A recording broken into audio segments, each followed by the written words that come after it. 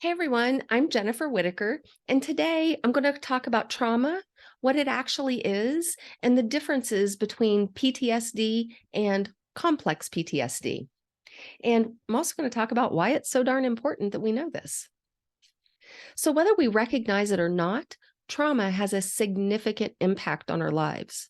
According to the National Center for PTSD, going through trauma is not rare.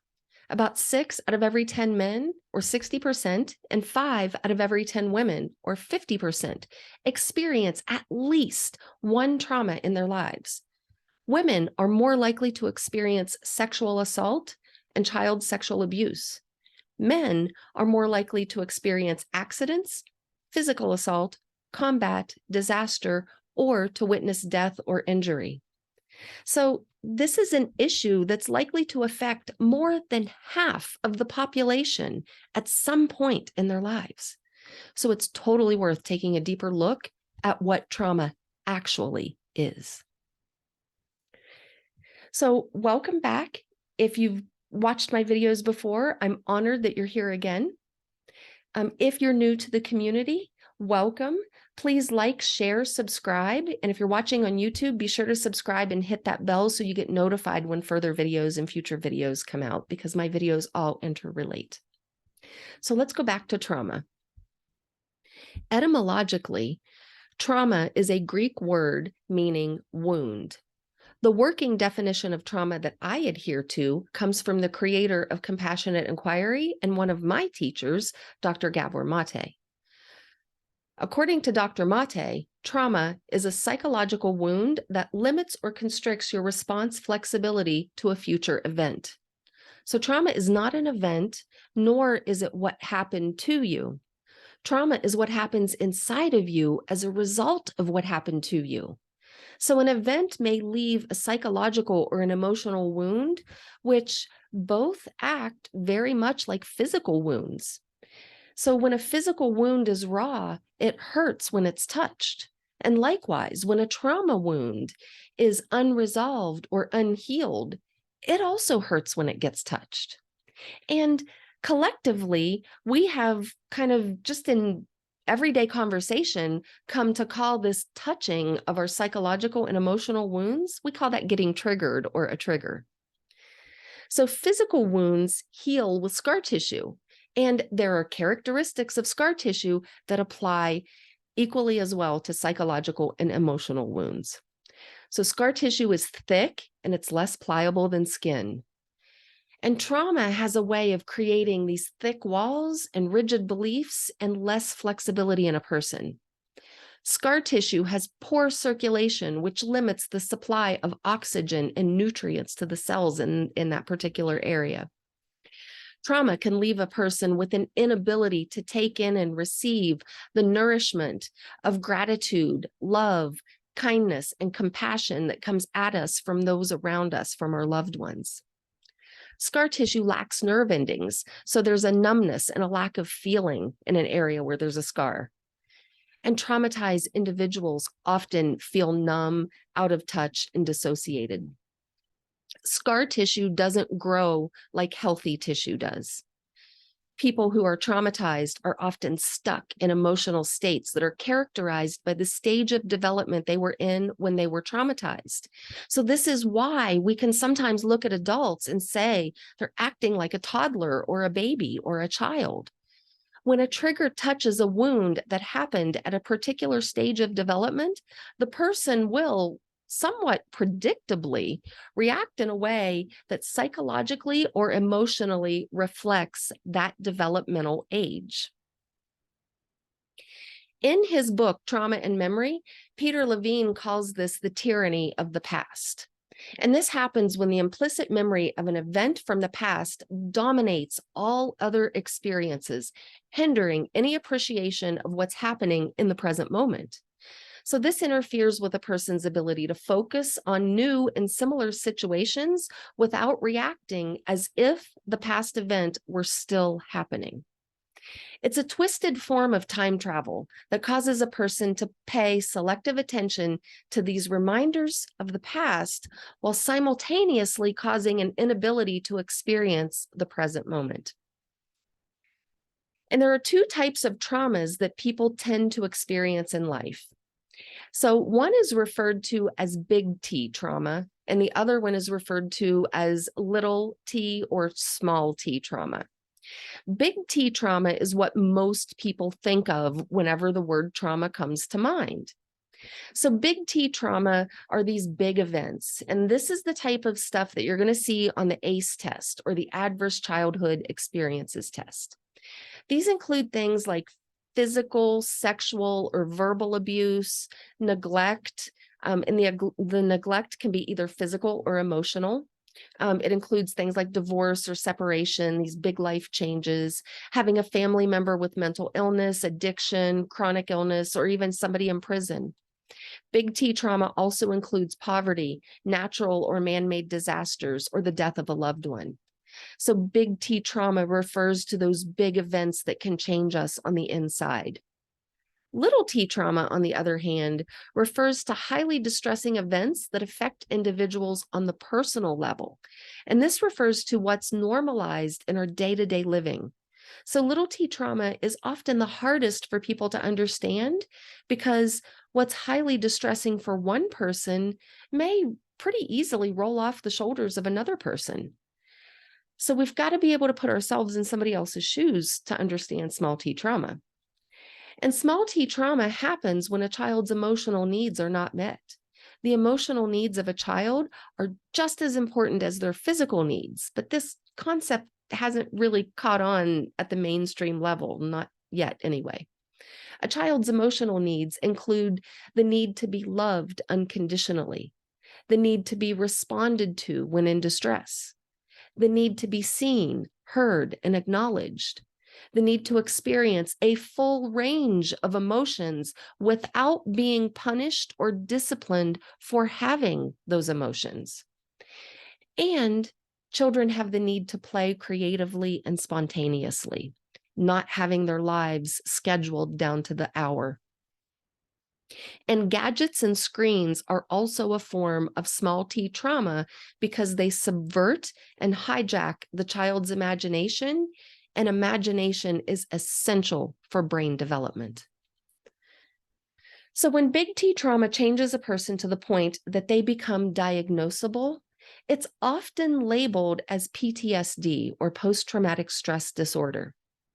When little t trauma changes a person to the point that they become diagnosable, it's often labeled, or it can be labeled, as complex PTSD, or complex post-traumatic stress disorder. Now, a little caveat here is, in the United States, the only diagnosis available is PTSD, and that's because the DSM-5, the Diagnostic and Statistical Manual of Mental Disorders, 5, it does not currently recognize the complex form of post-traumatic stress disorder. However, in the globally used diagnostic manual for epidemiology, which is the International Classification of Diseases 10, or the ICD-10, complex PTSD is recognized, and it's a diagnosable condition globally, just not in the United States. So the United States is a little bit lagging behind the international community in its recognition and suggested treatments for different forms of PTSD and post-traumatic stress conditions. So that's part of the problem in this country, is not having a formal diagnosis for the complex form of PTSD. That's causing a problem. So just know that that's true. But let's go ahead and let's talk about the overlap, because there's overlap and variance both between PTSD and cPTSD. So give me just a second, and I'm going to share my screen because we're going to talk about this Venn diagram for a minute. So in the Venn diagram, notice in the overlap that both conditions share the following symptoms. They share trauma exposure, they share thought disturbance, sleep disruption, flashbacks, gaps in memory, dissociation, emotional disturbance, a distorted worldview, there's an impact on the body, and there's some type of avoidance. Now, this is the overlap. Now let's go ahead and shift over to the purple side. and the purple side is regular PTSD. So PTSD often results from a big T trauma, and it can include the following symptoms: exposure to a single traumatic event, involuntary and recurrent thoughts of the event. You might experience nightmares, visual and somatic flashbacks. There might be a loss of memory around the event. There might be dissociative symptoms. There might be prolonged distress following the event, mood fluctuations or mood swings, outbursts, hypervigilance, and physical reactivity. And physical reactivity refers to those knee-jerk reactions that are both distressing and predictable. And avoidance of reminders of the event. Now, let's flip to the other side, to the turquoise side where it says cPTSD, because complex trauma is more subtle, so it can be more difficult to work with and to heal from. And that's because the day-to-day impacts of complex trauma are harder to notice, and they're more subtle because they're normalized. And what's normalized, it's like a fish knowing it's in water. Like, we don't recognize we're in air all the time, but if you take a fish out of water and put it in air, I guarantee you a fish knows it's in air.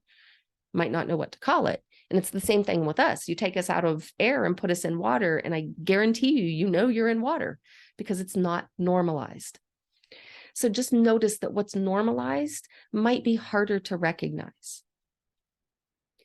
So it's easier to make excuses, it's easier to justify, to deny, and to give those who hurt us the benefit of the doubt.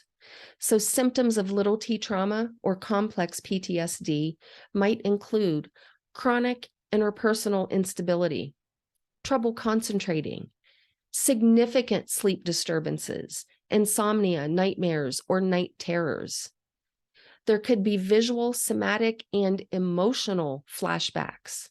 There could be loss of larger periods of memory or time gaps. So instead of just not remembering aspects of the event or what happened during the traumatic event that changed you, there could be, I don't remember anything from 3rd grade up to 7th grade because it was so traumatic and so hard for me. So there could be much larger gaps in memory. Dissociative symptoms, developmental disruption or regression.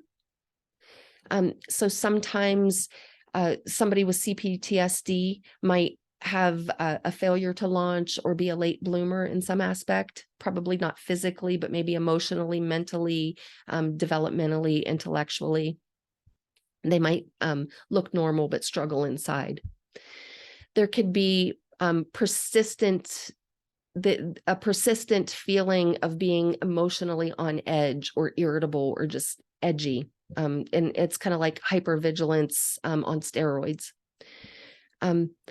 There could be injury to the relationship with the self, which includes things like self-loathing, self-contempt, having a harsh inner critic, self-abandonment, self-betrayal, intrusive thoughts about I'm a bad person, toxic shame, etc., and so on and so forth. There could be some sort of somatic distress. So somatic distress refers to states of the nervous system that get stuck. So nervous systems that get stuck in fight, flight, freeze, or please and appease, or some of those different states. There could be chronic body issues. There might be avoidance of interpersonal relationships, extreme social anxiety, and significant interpersonal difficulty. So as you can see, small t trauma might be harder to see, especially when it's normalized. And the effects of small t trauma can lead to much bigger and more complex issues than shock trauma, single event trauma that leads to PTSD. So complex trauma is, exactly as it sounds, more complex and more challenging to work through. However, more challenging is not impossible. And I can tell you from personal experience, the bigger the challenge and the more complexity, the bigger the reward once you're on the other side. Now, I won't lie and tell you you're going to like the process. because you probably won't, especially at first. It's just like anything else in life. Whenever you start out, it's more challenging, but as you go, you get better at it. But once you get over the hump and get into recovery, the rewards that include things like inner peace, like knowing your purpose in life and living a fulfilling life, are totally worth it. So hang in there with yourself, because you've got this. So I hope you found this information helpful to understand trauma, why it's so important, because you are more likely than not to experience trauma and the effects of it at some point in your life. Doesn't mean you're going to be diagnosed with PTSD or cPTSD. A lot of people deal with trauma but are not diagnosed. However, having the awareness and knowing what to look for can be the difference between getting help and getting better, or not getting help, getting stuck and floundering. I hope you found this helpful, everyone. Happy self-discovery, and I'll see you next time.